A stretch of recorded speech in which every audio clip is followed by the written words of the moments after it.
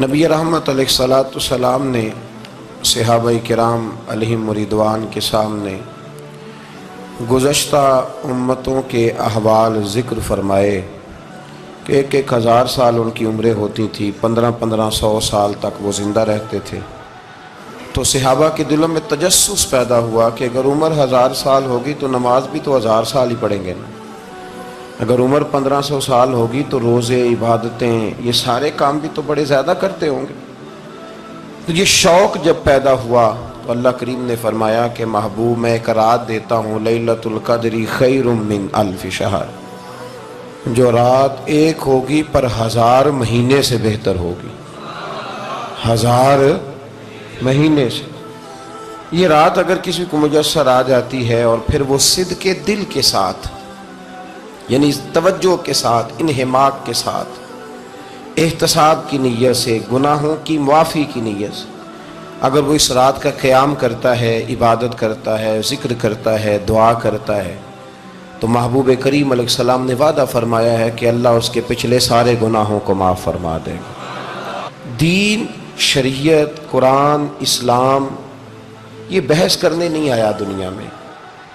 علماء جو بحث کرتے ہیں وہ توضیحات کے لیے، تشریحات کے لیے، تفاسیر کے لیے، وہ ان کا مقام ہے، لیکن ہم جو عوام بحث کرتے ہیں تو سمجھ لیں کہ دین بحث کرنے کے لیے نہیں آیا، دین تو عمل کرنے کے لیے آیا، اس پر عمل کیا جائے گا، عمل کی کوشش کی جائے گی۔ اور قرآن مجید نے کہا من عمل صالحا من ذکر او انثی، جو کوئی بھی اچھے عمل کرے چاہے وہ مرد ہو یا عورت ہو، وَهُوَ مُؤْمِنٌ، شرط یہ ہے کہ وہ مومن ہو، فَلَنُحْيِيَنَّهُ حَيَاةً طَيِّبَةً، فرمایا ضرور ہم اسے پاکیزہ زندگی عطا فرما دیں گے۔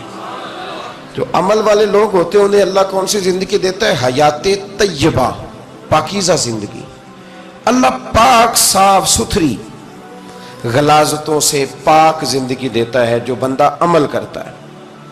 توبہ کا مطلب یہ ہوتا ہے کہ میں پچھلے گناہ پہ شرمندہ ہوں اور آئندہ نہ کرنے کا پکا وعدہ کرتا ہوں۔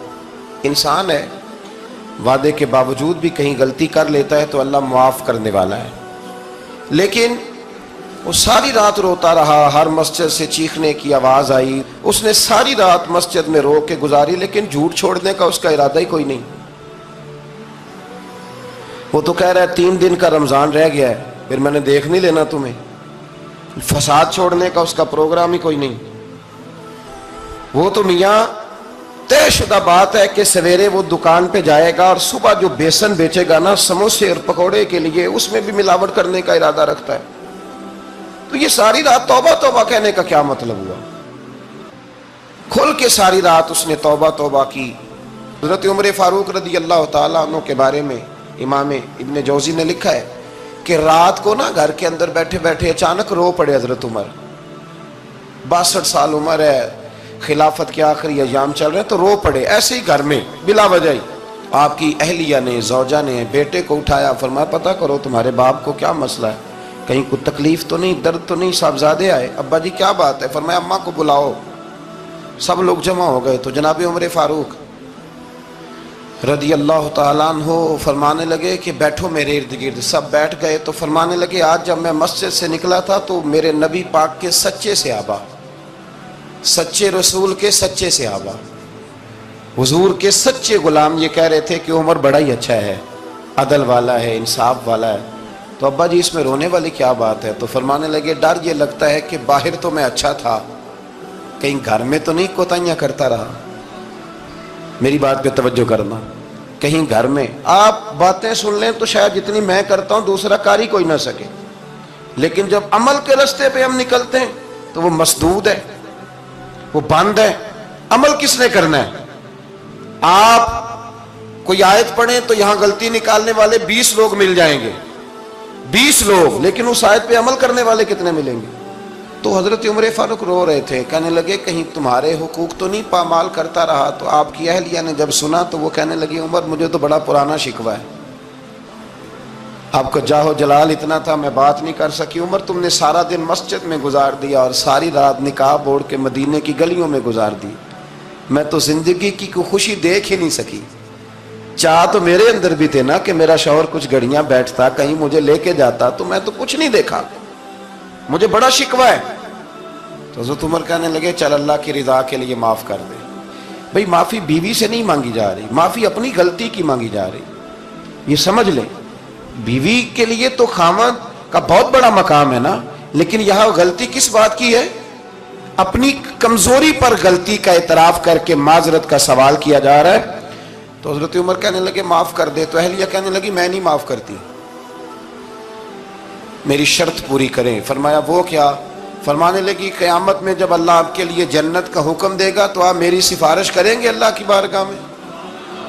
سفارش کریں گے کہ یا اللہ مجھے کپڑے دھو کے دیتی تھی, میری عزت کی حفاظت کرتی تھی, میرے بستر کو پاک رکھتی تھی, کہیں گے؟ تو حضرت عمر فرمانے لگے تیرے ساتھ وعدہ رہا, رب نے اگر عمر کو اپنے فضل, اپنے کرم اور اپنے محبوب کے صدقے جنت دی تو عمر تیرے بغیر جنت میں نہیں جائے گا. عمل کا رستہ, عمل کا رستہ. دیکھیں نا,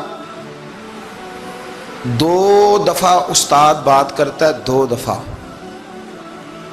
اور کوئی زیادہ, ایک تو ہے نا کہ ایم اے اور جناب ایم ایڈ اور ایم فل اور پھر پی ایچ ڈی قسم کا استاد. ایک وہ جو matric P T C teacher ہے نا, وہ 2 دفعہ اسٹوڈنٹ کو کام کہے تو تیسری دفعہ وہ ناراض ہو جاتا ہے, کہتا ہے میں 2 دفعہ کہا ہے. بچے کو آپ 2 دفعہ کہتے ہیں اور اگر تیسری دفعہ کہنا پڑے تو غصہ آتا ہے نہیں آتا؟ بھئی تو نے اتنی دفعہ کہا, تو سمجھ نہیں رہا بات کو. اور اگر اللہ کریم قرآن مجید میں سینکڑوں دفعہ کہے نماز پڑھو, سینکڑوں دفعہ, اور یہ بہانے کر رہا ہے, یہ بھی پروگرام بنا رہا ہے, پھر کہتا ہے میں بے چین رہتا ہوں, میں بے قرار رہتا ہوں. عمل کا رستہ اس کو اختیار کریں, آپ سکون میں رہیں گے. یہ شب قدر کی رات ہے, توبہ اور استغفار کریں, لیکن بدلنے کے ارادے سے, چھوڑنے کے ارادے سے. اعلیٰ حضرت فاضل بریلوی رحمۃ اللہ علیہ جب ذی الحج کی آخری رات ہوتی تو فرماتے صبح سال بدل رہا ہے تو ہمیں بھی بدل جانا چاہیے. لوگ پوچھتے حضور کیا بدلیں؟ فرمایا جو 1 سپارہ پڑھتا تھا 2 کر دے, اور فرمایا جو اپنے آپ کو خوش کرنے کے لیے باتیں کرتا تھا وہ باتیں کم کر دے. آج نہ کچھ بدلنے کا پروگرام بنائیں, اپنے رب کریم کے ساتھ دل ہی دل میں وعدے کریں کہ کچھ عادتیں ہم چھوڑیں گے. یہ غلط بات ہے کہ عادتیں چھوٹا نہیں کرتی. حضور عادتیں تو بدلنے آئے ہیں دنیا میں, عادتیں بدل جایا کرتی. اپنے آپ کو بدلیں اور اپنے اندر تبدیلی پیدا کریں, پھر خدا کے رزلٹ کا انتظار کریں, پھر دیکھیں اللہ کس طرح کے فیصلے فرماتا ہے. آپ ارادہ کریں, آپ پروگرام بنائیں, آپ ذہن اپنا بنائیں کہ میں نے نا اب کچھ بدل جانا ہے, اب میں نے اندر کچھ اپنے تبدیلی پیدا کرنی ہے. نکل آئیں. 2-3 گزارشات جاتے جاتے آپ سے عرض کروں. ایک تو زندگی میں کچھ کام ایسے کریں کہ جن کاموں کا مجھے پتا ہو یا میرے رب کو پتا ہو, کسی انسان کو خبر نہ ہو. دوسری بات یہ یاد رکھیں کہ دین کا کوئی کام بھی زندگی میں کریں نا تو اپنے اوپر مشقت کریں کہ وہ کام میں نے ریاکاری کے طور پہ نہیں کرنا, وہ دکھلاوے کے طور پہ نہیں کرنا. دینی معاملات کے اندر, دینی کاموں کے اندر, یعنی پہلے آپ اپنے آپ کو مطمئن کریں کہ واقعی آپ فی سبیل اللہ وہ کام کر رہے ہیں. اب یہ جو رسم ہے نا بے تحاشا, کچھ چیزیں بوجھ بننے لگ گئی ہیں, بوجھ. طبیعت محسوس کرتی ہے کہ یہ کیا ہو رہا ہے, مطلب ہم یہاں بھی ہم وہ کام کریں گے سیکھ کے, سن کے, تیار کر کے. باہر آئیں تھوڑا. حضرت ابو مرتعش ایک درویش گزرے, وہ کہتے ہیں میری حج کی تیاری تھی, میں گھر میں بیٹھا تھا, بالکل تیار تھا, کل پرسوں جانا تھا, تو میری اماں نے پانی مانگا, بیٹا پانی دینا. رسالہ کشیریہ میں اس کو لکھا ہے. کہتے ہیں اماں جی نے کہا پانی لاؤ, تو میں نے نا چھوٹے بھائی سے کہا اماں جی کو پانی دینا. اماں جی نے مجھ سے پانی مانگا ہے. جو پیر صاحب ہوتے ہیں ان کو بھی اماں کی خدمت کرنی چاہیے کہ نہیں کرنی چاہیے؟ وہ جو انڈسٹری کا مالک ہے 2 کروڑ روپیہ, وہ نرس رکھ دے اماں کو کہ خود اماں کو روٹی کھلائے. وہ کہتا میں کر تو رہا ہوں, میں ہی تو تنخواہ دیتا ہوں, بی بی جو رکھی ہوئی ہے. کس کو خدمت کرنی چاہیے؟ ڈاکٹر صاحب کو, انجینئر صاحب کو. نبی وقت بھی ہو نا, نبی وقت بھی اور ولی وقت بھی, تو ماں اس کے لیے بھی قابل تعظیم ہوتی. آپ بات کو سمجھیں. نبی کریم علیہ السلام تو اپنی رضائی ماں آتی تھی تو حضور اٹھ کے کھڑے ہو جاتے تھے. حضور نے کہا یہ تعظیم کا موقع ہے. حضرت ابو مرتعش کہتے اماں نے پانی مانگا, کل میں نے حج پہ جانا تھا. چھوٹے بھائی سے کہا ذرا اماں کو پانی دینا, چونکہ میں تو پیر صاحب ہوں, میں تو علامہ صاحب ہوں, 25-30 آدمی ابھی گلی میں کھڑے ہیں مجھے ملنے والے. بہت پتر تو پانی لا دے, پانی کی بات ہی ہے نا. کہتے فوراً میرے دل میں خیال آیا کہ سینکڑوں میل کا سفر حج کا پیدل کرنا ہے, اس کے لیے تیرا نفس تیار ہے, اور یہاں سے اٹھ کے وہاں مٹکے سے پانی ڈالنے جانا ہے اماں کے لیے, اس کے لیے ذہن تیار نہیں.